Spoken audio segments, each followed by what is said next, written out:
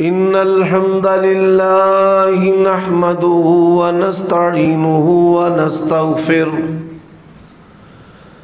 ونعوذ بالله من شرور أنفسنا.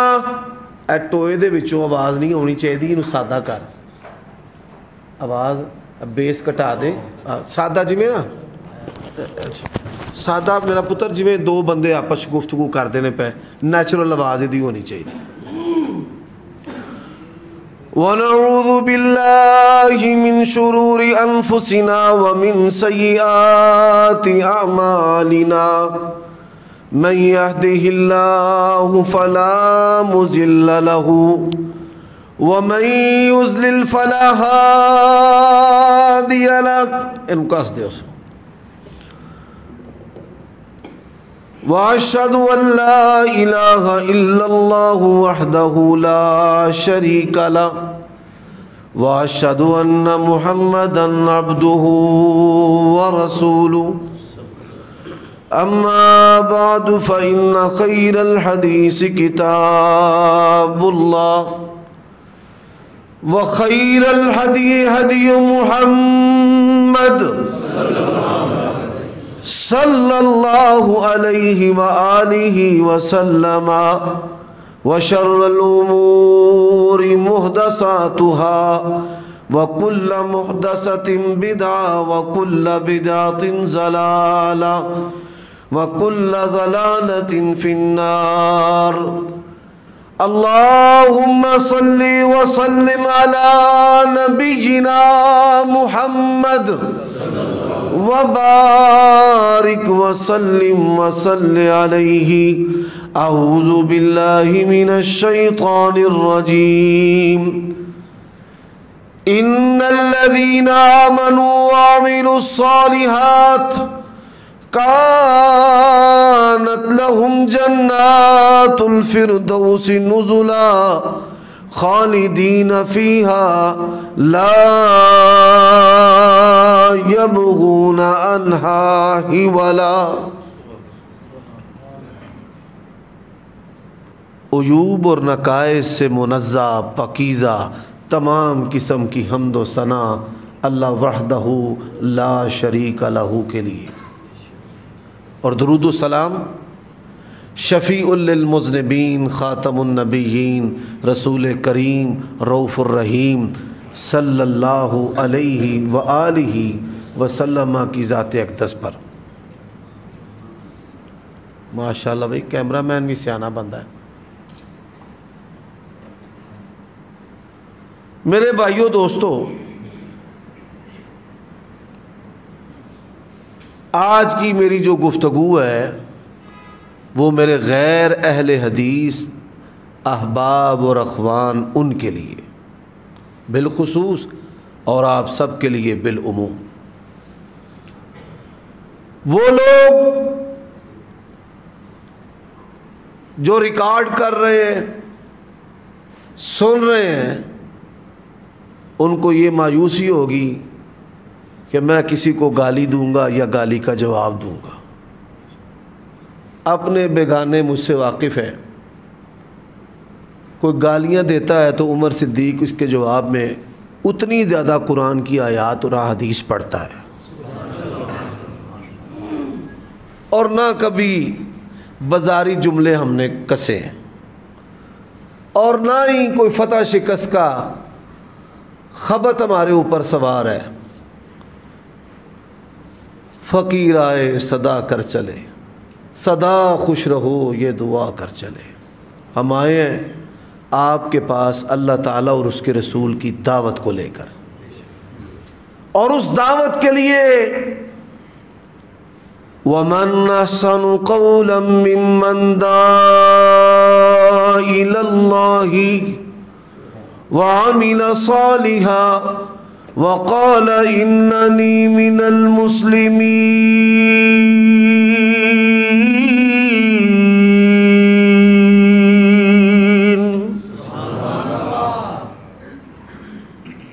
اس کے لیے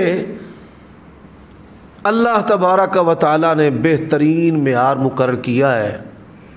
وہ معیار اللہ کا قرآن، نبی علیہ السلام کی سنت اور جو طریقہ اور طرز ہے وہ صحابہ کرام رضوان اللہ علیہم اجمعین کا ہے۔ عمل جو ہے وہ ایسی خوشبو ہے جو لوگوں کو کھینچتی ہے، اور عمل جو ہے یہ بہترین دعوت ہے۔ میرے بھائیو دوستو،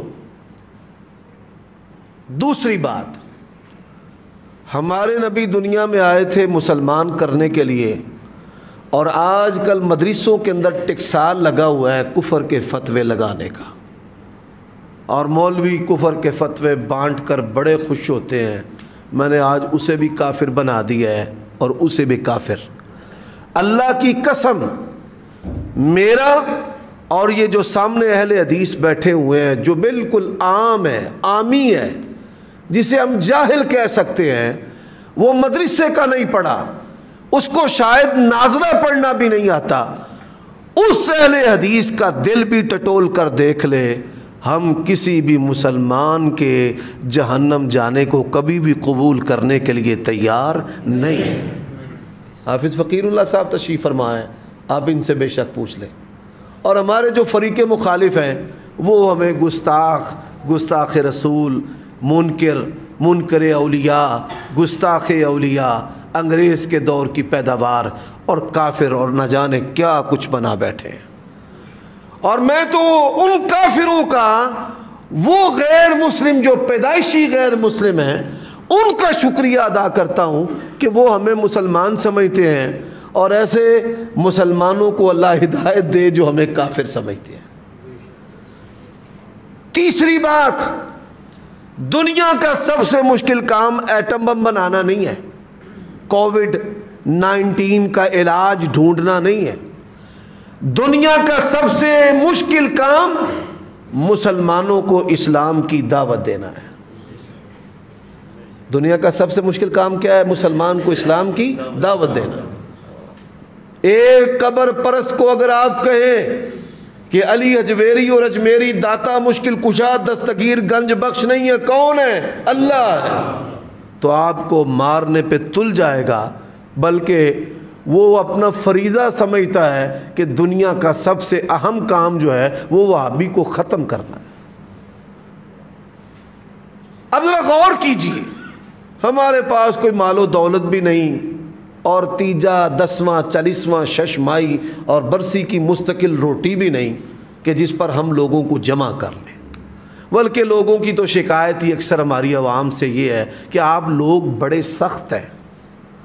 لیکن اس کے باوجود بھی مسلک اہل حدیث جو تیزی سے پھیل رہا ہے، یہ کس کی خوبی ہے؟ اما بعد فإن خیر الحدیث کتاب اللہ وخیر الحدی حدی محمد صلی اللہ علیہ وسلم۔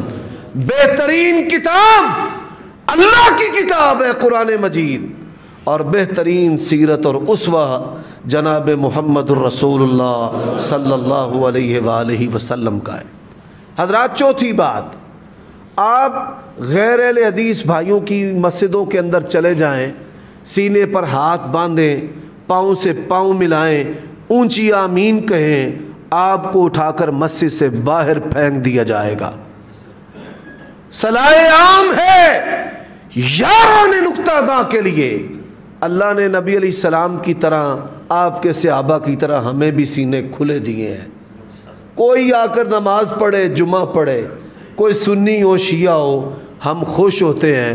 اللہ کی قسم ہے ہمارے دل کبھی تنگ نہیں ہوئے۔ میرے بھائیوں دوستو، آج میں اپنے مسلک کا تعارف آپ کے سامنے پیش کرنا چاہتا ہوں، دوسروں کے عیب نکال کر نہیں، فتوے لگا کر نہیں، جہنم رسید کر کے نہیں۔ رب ذوالجلال کی قسم ہے میں اپنا منہج بیان کر چکا ہوں کہ کسی عام اہل حدیث کی دل کی آواز کیا ہے؟ اے اللہ، امت مسلمہ کے ایک ایک فرد کو شرک سے، بدعت سے، حرام سے، گناہ سے بچا کر کے جہنم سے محفوظ کر کے اپنی جنت کے اندر لے جا۔ میرے بھائیوں، آئیے سب سے پہلے یہ جو ہمارے اوپر الزام ہے کہ یہ انگریز کے دور کی پیداوار ہے، ناک اپنا کٹا ہوا ہے اور ناک والے کو عیب دار بنا دینا کہ نکو آ گیا ہے، جو چاہے اس نے کرشمہ ساز کرے۔ یہاں پہ کچھ لوگوں کے ذہنوں میں یہ سوال پیدا ہوگا کہ اللہ تعالیٰ نے تو ہمیں مسلمان بنایا ہے، یہ اہل حدیث اور اہل سنت جو ہیں یہ کہاں سے آ گئے؟ حضرات آپ یہ سن کر حیران ہوں گے کہ یہ مقدس لفظ جو ہے وہ صحابہ کرام کے دور میں استعمال ہوا ہے، اور تابعین، اتباع التابعین، آئمہ محدثین نے نبی علیہ الصلاۃ والسلام کی جماعت کے لیے اس لفظ کو بطور وصف، بطور علامت، بطور شناخت کے استعمال کیا ہے۔ جو آیت کریمہ میں نے تلاوت کی ہے، اب یہاں سے میں اپنی بات کو شروع کرنے لگا ہوں۔ ان الذین آمنوا وعملوا الصالحات، جنت جانے کے لیے اللہ تعالیٰ نے دو چیزوں کی شرط لگائی ہے۔ کتنی چیزوں کی؟ دو، ایمان اور عمل صالح۔ اگر ایمان میں خرابی ہے، اللہ کا اعلان ہے وَأَنَّهُ مَن يُشْرِكْ بِاللَّهِ فَقَدْ حَرَّمَ اللَّهُ عَلَيْهِ الْجَنَّةَ، جو بھی شرک کرے گا اللہ تبارک و تعالی نے اس پر اپنی جنت کو حرام کر دیا ہے۔ رب ذوالجلال کی قسم ہے، نبی علیہ السلام اور صحابہ کی طرح مستق اہل حدیث کے چوکیدار علماء اور متوالے مقتدی امت کی عزتوں کے محافظ ہیں۔ کس کی لعنت ہے؟ اللہ کی، اس کے رسول کی۔ کس پر؟ جو حلالہ کرتا ہے اس پر بھی، اور جس کے لیے کروایا جاتا ہے اس پر بھی۔ امت کی بیٹیوں کی عزتوں کو ہم نے گالیاں کھا کر کے محفوظ کیا ہے۔ اے اللہ، تیرے نبی کا فرمان ہے حلالہ کرنے والے پر بھی لعنت ہے اور جس کے لیے کروایا جائے اس پر بھی لعنت ہے۔ میرے بھائیوں، اہل حدیث نے گالیاں کھائیں،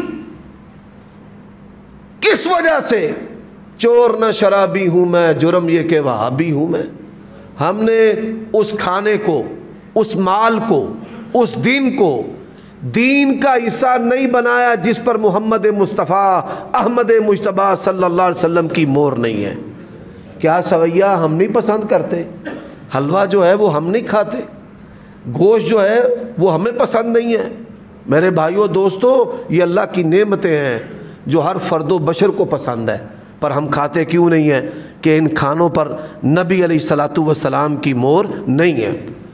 تویز دھاگوں، ٹونے منتر اور اولاد، بیٹے بیٹیاں، جو عزتوں کے ساتھ کھلواڑ ہو رہا ہے، اور جو زنا اور خفیہ جنسی تعلقات ہیں، اہل حدیث نے اس کے سامنے بھی بند باندھا۔ یا ایھا النبی قل لازواجک وبناتک ونساء المؤمنین یدنین علیہن من جلابیبہن۔ سودک کا ہندوانہ نظریہ ہو، ہم نے جوتے کی ٹھوکر سے اڑا کے رکھ دیا۔ اور جو لوگ کہتے ہیں اتوار کم خار، پیر کم سیر، منگل وجے سنگل تے بدھ کم سدھ، تے جمعرات پیراں فقیراں دا، سن لو رب کا اعلان، ان عدت الشہور عند اللہ 12 شہرا فی کتاب اللہ یوم خلق السماوات والارض منها 4 حرم۔ اور میرے بھائیوں دوستو، نبی علیہ الصلاۃ والسلام نے اپنی زندگی کے اندر مختلف فتنوں کے بارے میں امت کو خبردار کیا۔ مثال، نبی علیہ السلام نے فرمایا میری امت کے اندر زنا عام ہوگا، شراب عام ہوگی، شراب کے نام بدل بدل کر اس کو پیا جائے گا، سود کے نام بدل کر اس کو کھایا جائے گا۔ لیکن ان فتنوں سے بڑا فتنہ اللہ کے نبی نے فرمایا ان اخوف ما اخاف علیکم الائمۃ المضلین، میں اپنی امت پر سب سے بڑھ کر جس چیز کا خوف کھاتا ہوں وہ علماء سو کا، برے مولویوں کا۔ میرے بھائیوں، کیا وجہ ہے؟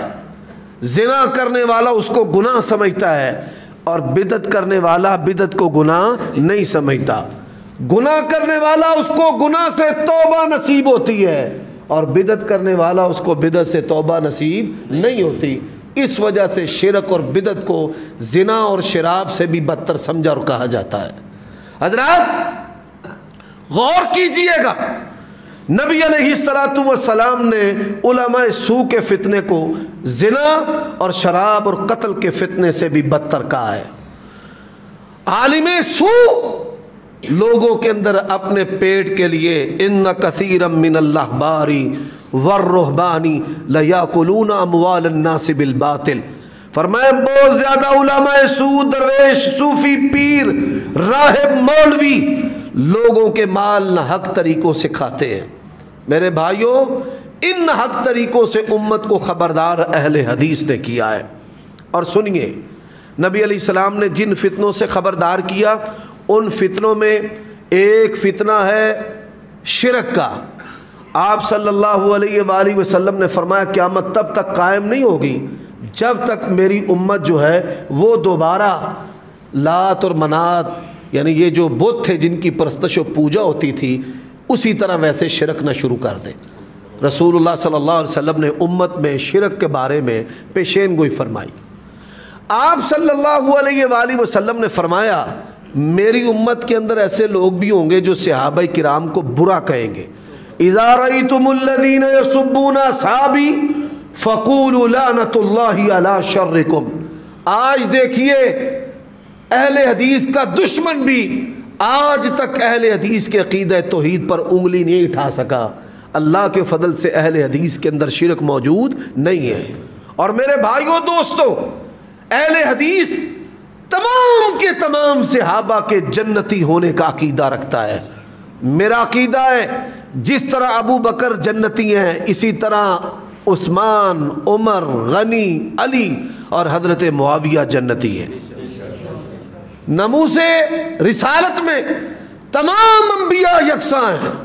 آج کھلی کھلی باتیں ہوں گی، اسی طرح شرف صحابیت میں بھی تمام صحابہ یکساں ہیں۔ فضیلت دی ہے بعض کو بعض پر تو اللہ اور اس کے رسول نے دی ہے۔ میرے بھائیوں، ہمارا سلیبس سنتے جانا۔ صحیح بخاری کی حدیث ہے، فرمایا میرے بعد کچھ لوگ ایسے ہوں گے یفتون برأیہم۔ آپ کے مفتی صاحب تشریف فرمائے ہیں، ادھر ہی بیٹھے ہیں یا چلے گئے ہیں؟ آ جاتے ہیں۔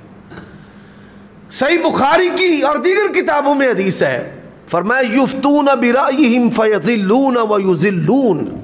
اپنی رائے کو دین بنائیں گے۔ کس کو دین بنائیں گے؟ بولیے کس کو؟ رائے کو۔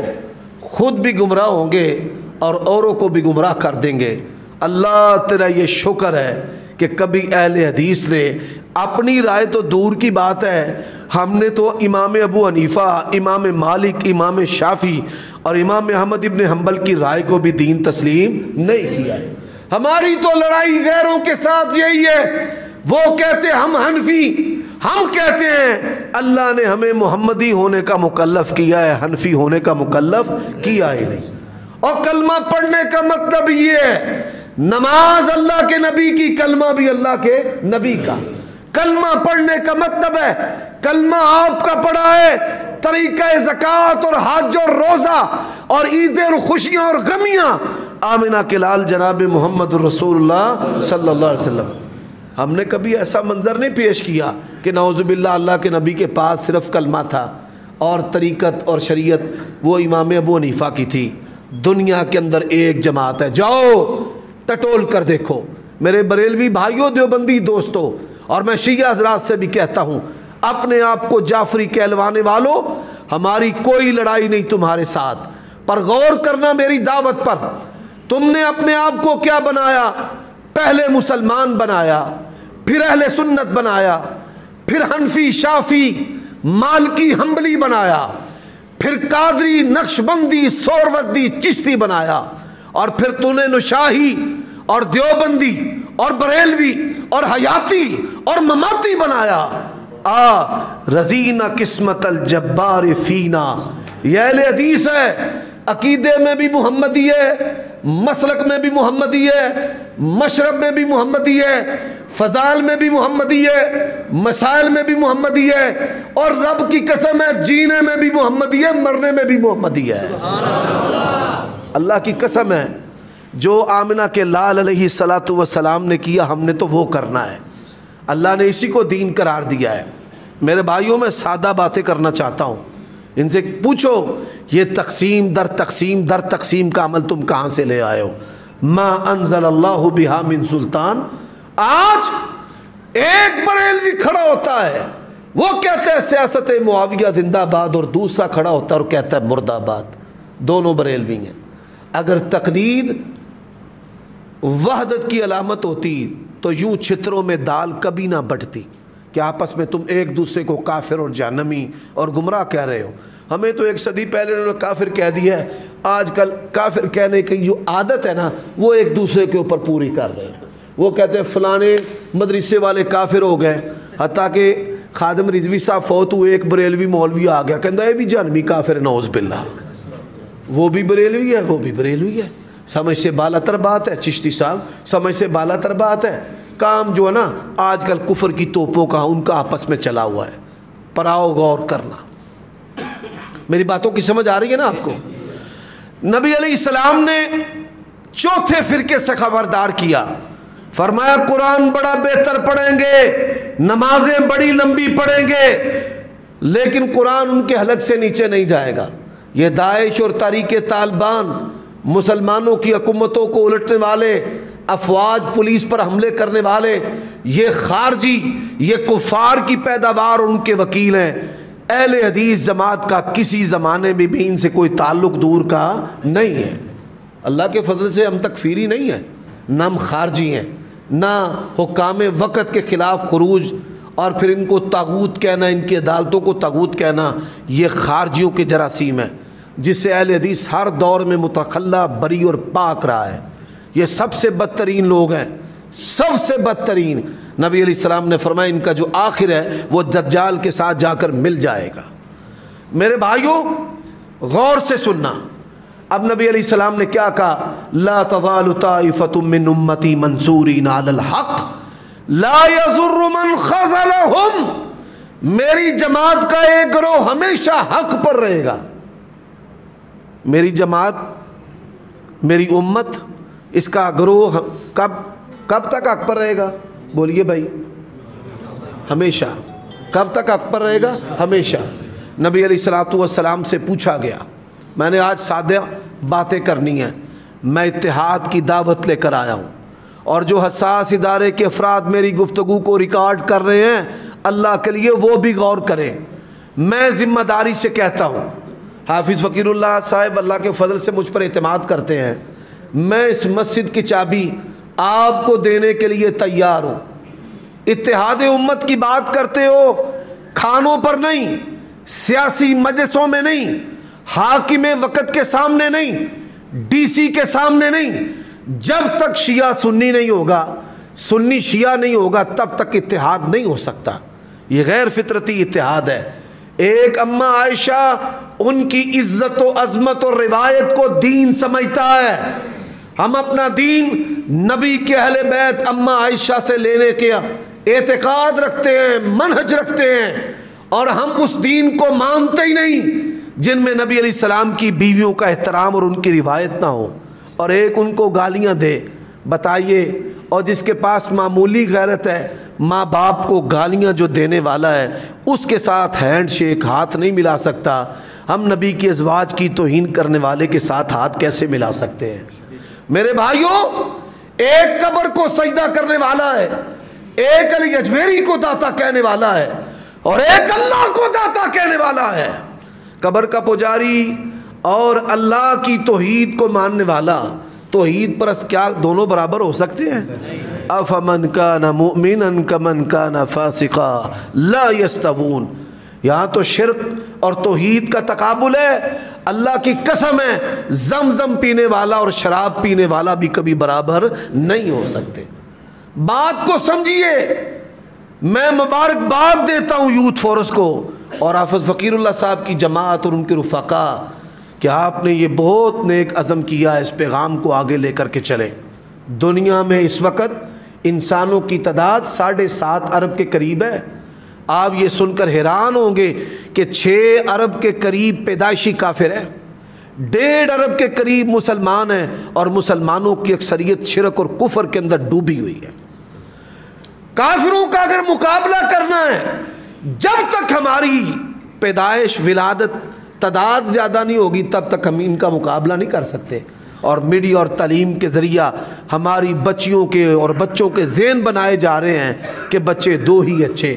دیکھیے کفار نے کہاں تک اس امت سے لڑنے کی تیاری کی ہوئی ہے کہ ہماری ذہن سازی کر دی ہے کہ ہم نے زیادہ بچے پیدا نہیں کر رہے، حالانکہ نبی علیہ الصلوۃ والسلام نے ہمیں اس کی ترغیب دی ہے۔ میرے بھائیوں، امت کے طبقات کے اندر تصوف اور طریقت کو داخل کیا گیا۔ یہ عامل نجومی، یہ بنگالی باول، یہ لوٹے گھمانے والے، یہ مولوی نما شیطان، ان کی سرپرستی کی گئی۔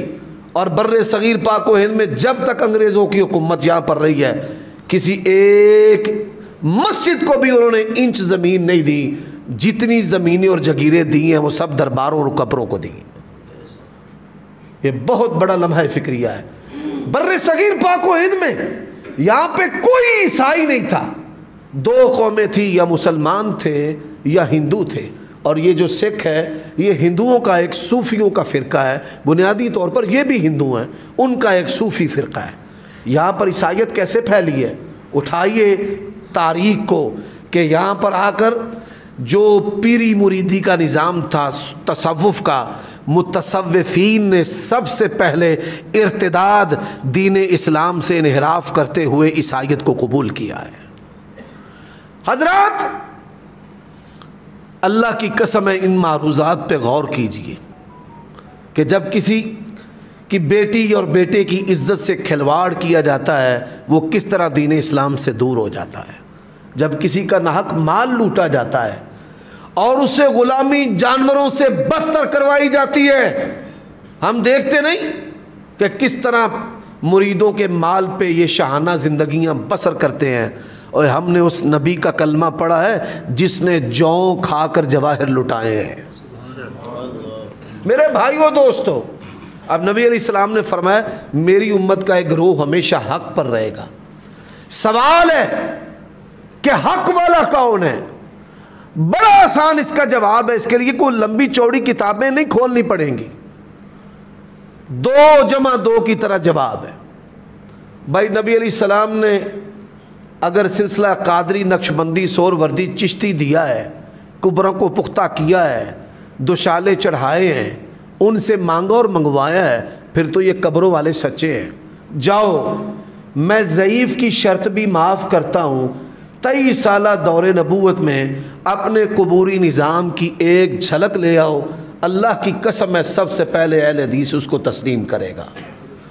یہ گھوڑا نکالنے والے اور کوئی ہماری دشمنی نہیں ہے، ہم یہ لڑائیاں اور یہ بندوقیں اس پر بالکل بھی اعتقاد نہیں رکھتے۔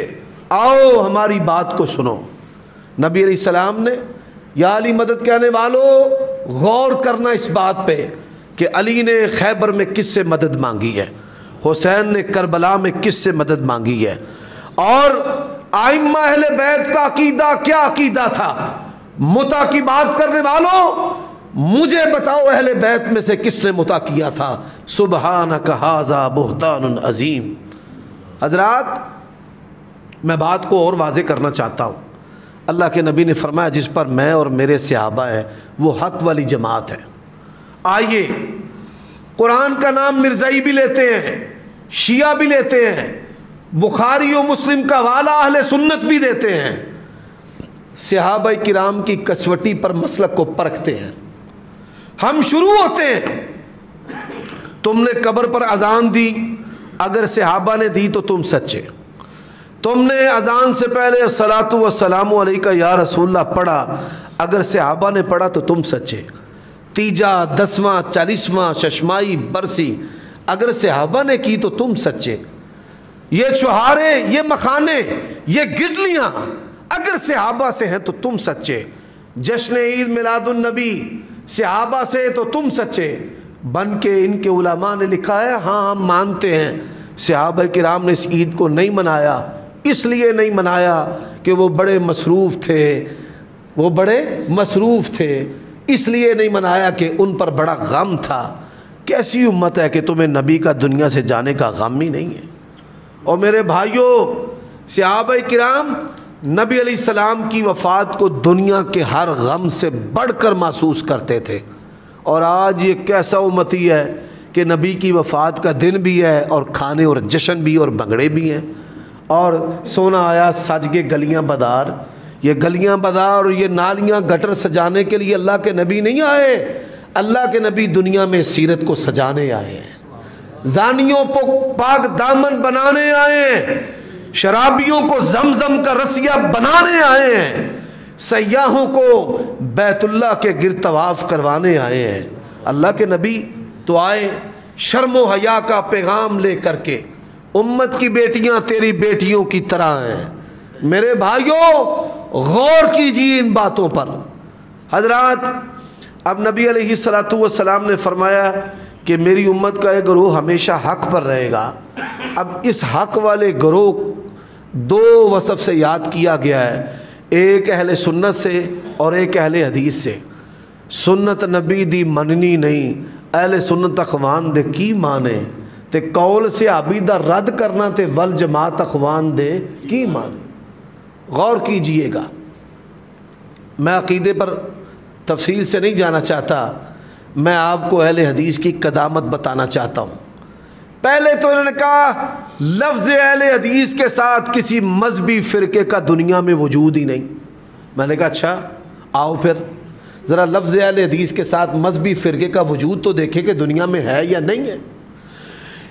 جامع ترمذی کے اندر امام ترمذی حدیث لے کر آئے ہیں یہی کہ اللہ کے نبی نے فرمایا ایک گروہ میری جماعت میری امت کا ایک گروہ ہمیشہ حق پر رہے گا۔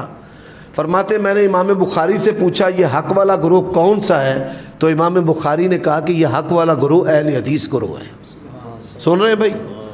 امام احمد سے پوچھا گیا حق والی جماعت کون سی ہے، امام احمد نے کہا حق والی جماعت اہل حدیث جماعت ہے۔ امام شافعی سے پوچھا گیا حق والی جماعت، انہوں نے کہا اہل حدیث جماعت۔ اور آپ یہ سن کر حیران ہوں گے 94 مرتبہ صحاح ستہ کی مرکزی کتاب جامع ترمذی میں امام ترمذی نے 94 مرتبہ اہل حدیث کا ذکر کیا۔ کتنے مرتبہ؟ اچھا پھر ساتھ ہی ڈھیلے پڑ گئے، نہیں اس سے مراد تو محدثین ہے۔ تمہارا ریڑھی والا بھی اہل حدیث ہے، دکاندار بھی اہل حدیث ہے، چوکی دار بھی اہل حدیث ہے۔ میں نے کہا ہاں، جو اہل حدیث اپنے آپ کو کہتے تھے ان سے ہی پوچھتے ہیں کہ آپ صرف علماء کو اہل حدیث سمجھتے ہیں یا عوام کو بھی؟ امام احمد رحمہ اللہ کا قول ہے، وہ فرماتے ہیں کل من یستعمل الحدیث هو اہل الحدیث۔ عالم ہے، عامی ہے، جاہل ہے، چوکی دار ہے، پھیری والا، دکاندار ہے، ذمہ دار ہے، سیاستدان ہے، جس کا عقیدہ عمل پیغمبر کی حدیث ہے وہ اہل حدیث ہے۔ کیسی بات کرتے ہیں؟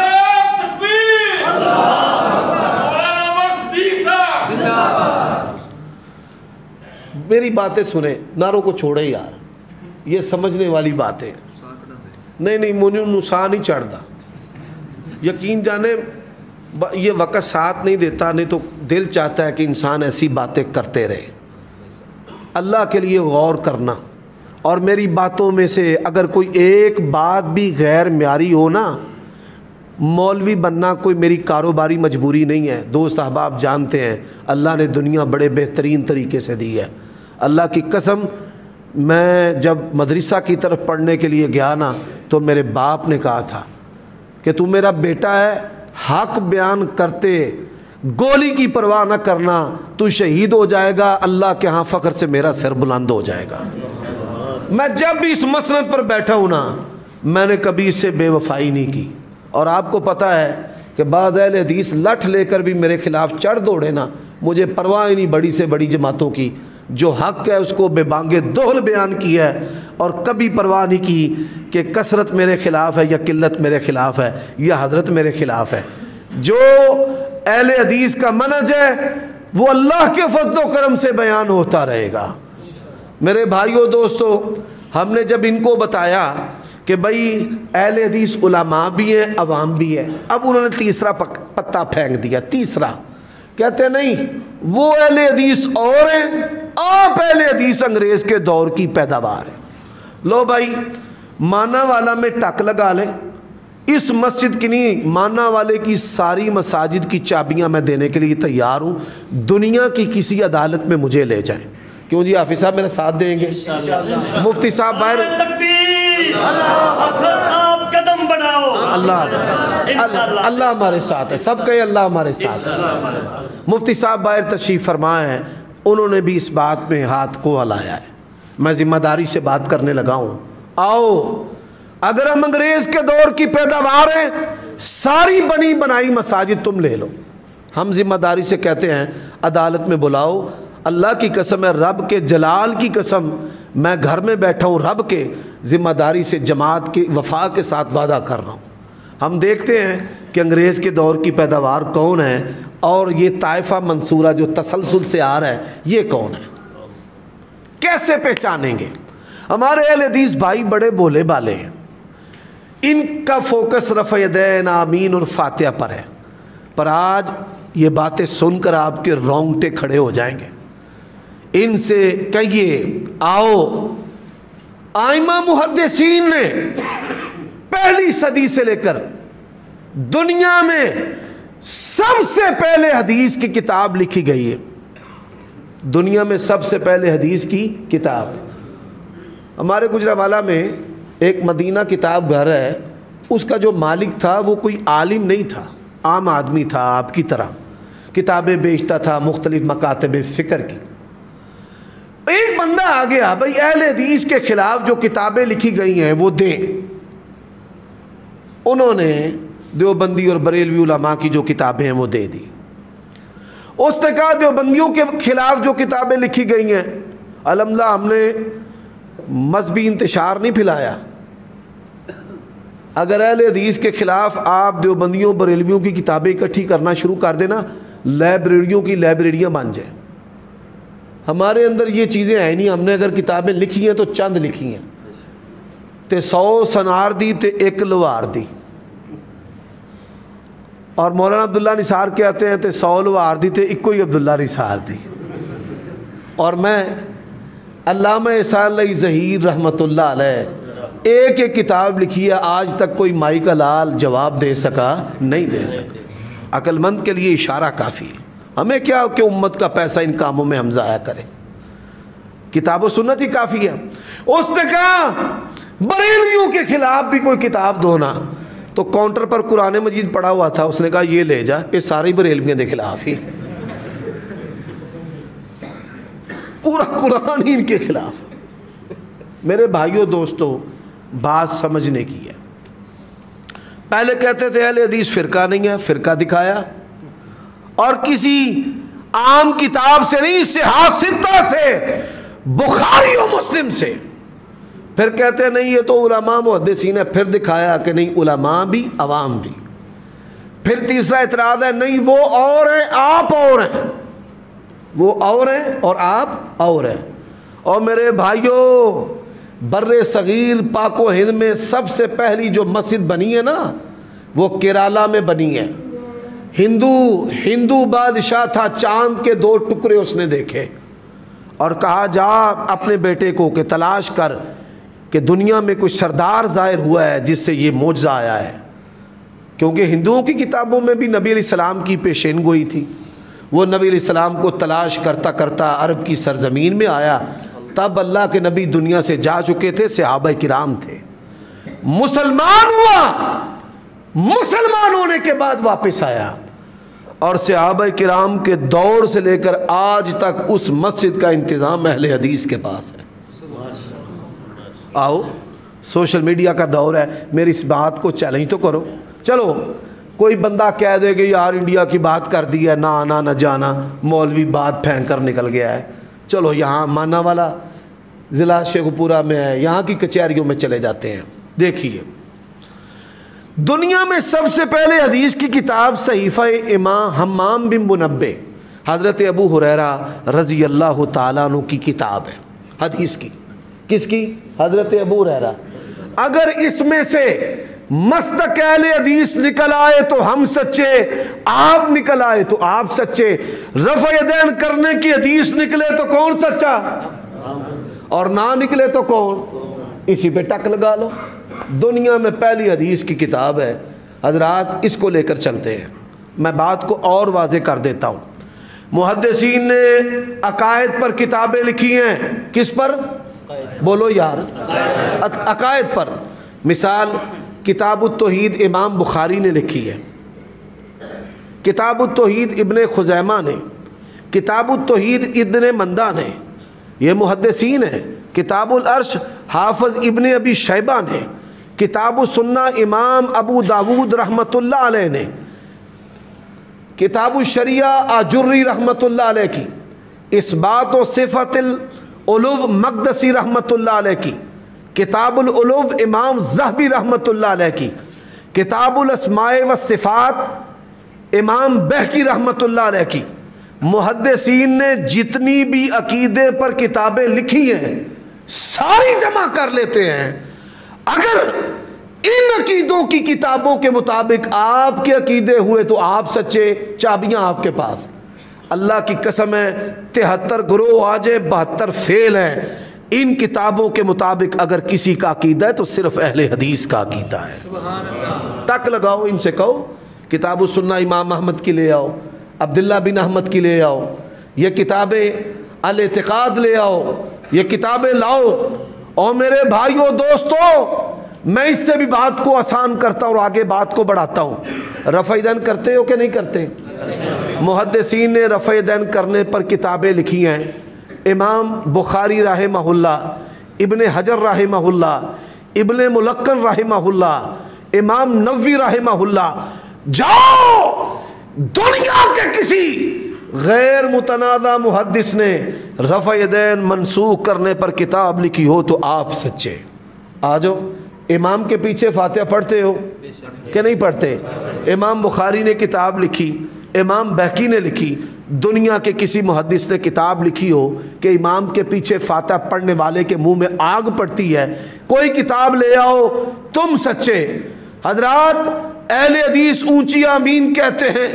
امام بخاری نے باب باندھا، امام نسائی کا باب، ابن خزیمہ اور ابن حبان، 20 محدثین نے ابواب قائم کیے، اور کسی ایک امام کا کوئی باب لے آؤ کہ جس نے باب باندھا ہو بھئی 5 نمازوں میں اونچی آمین نہیں کہنی، اور تراویاں کنیاں پڑھ دے ہو؟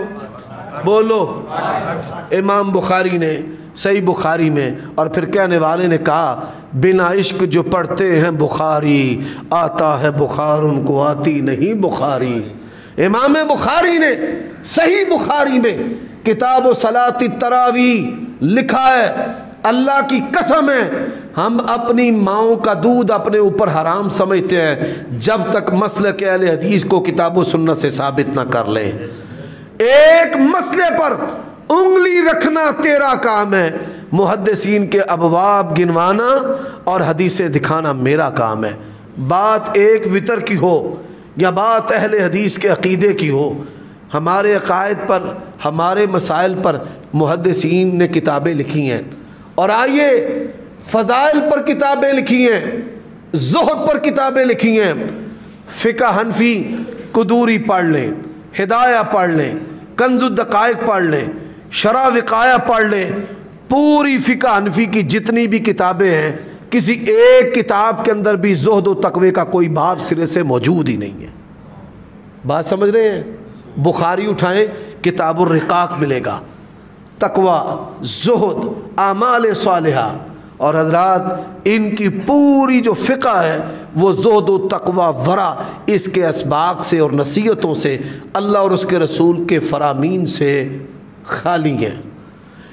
ایک بات ہے جو ہم میں اور آپ میں فرق کرتی ہے، اللہ کی قسم ہے جب میں مدرسے میں گیا تو ہمارے شیخ الجامع نے ہمیں پہلا سبق دیا کہ اللہ نے آپ کو دین کی خدمت کے لیے چن لیا ہے، کائنات کی ہر چیز کو چھوڑ دینا پر اللہ کا قرآن اور نبی کا فرمان نہ چھوڑنا۔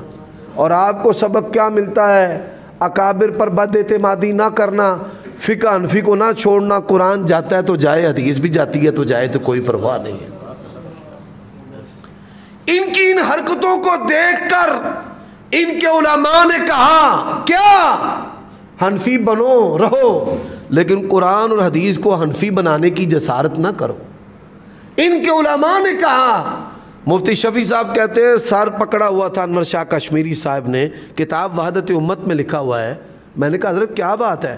فرماتے امت یہ ذرا سننے والی بات ہے. علامہ انور شاہ کاشمیری جن کو امام ابو حنیفہ ثانی کہا جاتا ہے, سر پکڑ کر بیٹھے ہیں, حضرت کیا بات ہے؟ فرمانے لگے میں نے تو زندگی ضائع کر دی. کہتے ہیں حضرت اگر آپ نے زندگی ضائع کر دی ہے تو ہماری کس کھاتے ہے؟ کہتے ہیں ہماری ساری زندگی تقریروں تحریروں کا مقصد فقہ حنفی کا غلبہ اور برتری ثابت کرنا ہے. فقہ حنفی کا غلبہ اور برتری ثابت کرنا ساری زندگی کا مقصد یہ رہا ہے. تو یہ تو قرآن اور سنت کی خدمت تو ہم نے نہ کی, ہم نے تو زندگی ضائع کر دی ہے. حضرات یہی وجہ ہے. ایک دن مفتی شفیع صاحب رحمۃ اللہ علیہ معارف القرآن والے جو دیوبندی عالم دین ہیں, وہ اپنے شاگردوں میں بیٹھے ہوئے تھے اور کہنے لگے رفع الیدین کیا کرو. شاگردوں نے کہا حضرت آپ کو غلطی لگ گئی ہے, آپ نے کہنا تھا نہ کیا کرو. کہتے ہیں نہیں کیا کرو. اگر قیامت کے دن اللہ نے سوال کر لیا نبی کی سنت پر عمل کیوں نہیں کیا تو کوئی جواب نہیں بن پڑے گا. میرے بھائیوں ہم سے لڑتے رہے بریلوی دیوبندی دونوں ہمارے دوست, 1.5 صدی سے انگریز کے دور سے یہ لڑائی جاری ہے. آپ دیکھیے انگریز کے دور سے پہلے کوئی بریلوی فرقہ تھا, کوئی دیوبندی تھا؟ خود انگریز کے دور سے نام چل رہے ہیں اور اہل حدیث کو کیا کہتے ہیں کہ تم انگریز کے دور کے ہو. میرے بھائیوں غور کیجئے گا ہم سے ان کی لڑائی کیا رہی. بریلوی ساری زندگی لڑتے رہے اللہ کے نبی نور ہے, نور من نور اللہ ہے. آج ان کے محققین کی کتابیں اٹھا لیں, ہر محقق نے لکھا ہے اللہ کے نبی بشر سید البشر ہے.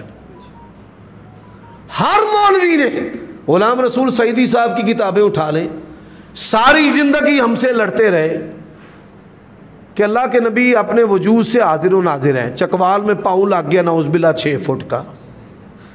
اور جاہلو, اللہ کے نبی نے کہا ہے کہ میں ابراہیم علیہ السلام کے مشابہ ہوں تخلیق میں. حضرت ابراہیم کا پاؤں مقام ابراہیم میں اللہ نے کیوں محفوظ کیا؟ اللہ کو پتہ تھا ایسی قوم آئے گی جو 6 فٹ کے قدم کو نبی کا قدم کہنا شروع کر دے گی. اللہ نے تب اس کو باقی رکھا ہے. میرے بھائیوں دوستو لڑتے رہے ہمارے ساتھ. اس نے لکھا کہ نبی علیہ السلام اپنے وجود کے لحاظ سے ہر جگہ حاضر و ناظر موجود نہیں ہے. بجلی چوری دی ہوئے تے دواں پاسے کھالے تے نالیاں تے گٹر تے گند ہوئے تے بندہ اتنے ناتا پڑے کچھ ایسا کیف محسوس ہو رہا ہے حضور تشریف لا رہے ہیں. اور میں پوچھنے کا حق رکھتا ہوں یہ چوکوں میں اللہ کے نبی کی قبر کی شبیہ گنبد خضرا کی جسارت بنانے کی جسارت کبھی کسی نے اپنے باپ یا ماں کی قبر کا ماڈل گندے گٹر پہ بنایا ہو؟ مجھے مثال دیں اس کی. کبھی کسی باپ نے کہ اس کی بیٹی کے ہاں ولادت ہونے والی ہو اور وہ کہے کہ آدھا گھنٹہ رہ گیا اور 15 منٹ رہ گئے, اور ظالموں اللہ کے نبی اور ان کی والدہ کی قدر یہ تم نے کی ہے؟ میرے بھائیوں بناتے ہو ماڈل اور پھر گراتے ہو. بناتے کس نیت سے اور گراتے کس نیت سے اور کس جگہ پر ہو؟ اور سب سے بڑی دیدہ دلیری جاہلوں کی, چوک میلاد مصطفیٰ. میلاد کا معنی ہے ولادت, وقت, جگہ. نعوذ باللہ اس کا معنی کیا بنتا ہے کہ نبی علیہ السلام کی پیدائش والا چوک. یہ الفاظ آپ اپنے علماء کے لیے کہنے کو تیار نہیں, اور اہل حدیث کی ضد میں اتنی بڑی حماقتیں کرنا چھوڑ دو. 1.5 صدی لڑتے رہے, 1.5 صدی کے بعد مسلک اہل حدیث ان کے منہ سے نکلا, کلموں سے نکلا. اور اللہ کی قسم ہے کوئی ایک مسئلہ بھی ایسا نہیں جس پر ہمارے ساتھ لڑتے رہے ہیں. ان کے مولویوں نے لکھا, مثال ان کے مولویوں نے لکھا ہے عید میلاد النبی اللہ کے نبی سے صحابہ سے ثابت نہیں ہے. لکھا, لڑتے رہے ہمارے ساتھ. 3 طلاقیں 3 ہیں, ہم کہتے تھے 3 1 ہے. پیر کرم شاہ بریلوی نے لکھا ہے اہل حدیث کا مسلک سچا ہے, 3 طلاقیں 3 نہیں 3 1 ہے. جو ایک مسئلہ اہل حدیث کا دکھاؤ کہ 1.5 صدی کے بعد کسی اہل حدیث نے کہا ہو نہیں جی یا رسول اللہ کہہ لو, یا علی مدد کہہ لو, بابے کل بھی مانگ لو. اور حدیث کی بڑی کتابیں چھپی ہیں, پہلے ابن کثیر اور مشکات تھی اور تو ٹکنے نہیں دیتا تھا. آج حدیث کی کتابیں چھپی ہیں, یہ اور جھوٹے ثابت ہوئے ہیں. اہل حدیث کا مسلک اور نتھر کے سامنے آیا ہے, دلائل آئے سامنے. ایک مسئلہ آج میں دعوے کے ساتھ کہتا ہوں ایک مسئلہ جس پر اہل حدیث کے ساتھ ان کی لڑائی تھی، ایسا نہیں ہے کہ ان کے علماء نے اس کو تسلیم نہ کیا ہو۔ رفع دین آج 10 15 20 50 نہیں، جب مناظرے کرنے نہیں آتے تھے تب ہم سے مناظرے کرتے تھے، جب مناظرہ کرنا آگے وہ نیڑے کوئی نہیں لگتا۔ اب میں کیا کہتا ہوں، فاتحہ پڑھنا ہم ثابت کریں گے تمہارے علماء سے، رفع دین کی سنت ثابت کریں گے تمہارے علماء سے، حضرات ان کے علماء سے ثابت کریں گے، 30 کے قریب ان کے علماء جنہوں نے لکھا ہے تراویح 8 ہے، ان کے علماء سے ہمارے ساتھ لڑتے رہے، اور ان کے علماء جاتے جاتے دنیا سے لکھ گئے تراویح 8 سنت ہے، امام کے پیچھے فاتحہ پڑھنا ثابت ہے، ایک وتر ثابت ہے، رفع دین کیا کرو، سینے پہ ہاتھ، تھانوی صاحب نے لکھا ہے سینے پر ہاتھ باندھنے کی حکمت کیا ہے، اللہ کے نبی نے فرمایا ہے جسم میں ایک لوتھڑا ہے، اگر وہ ٹھیک ہے تو پورا بدن ٹھیک ہے، الا وہی القلب، وہ دل ہے، وہ دل ہے، وہ دل ہے، ان کے علماء نے لکھا ہے۔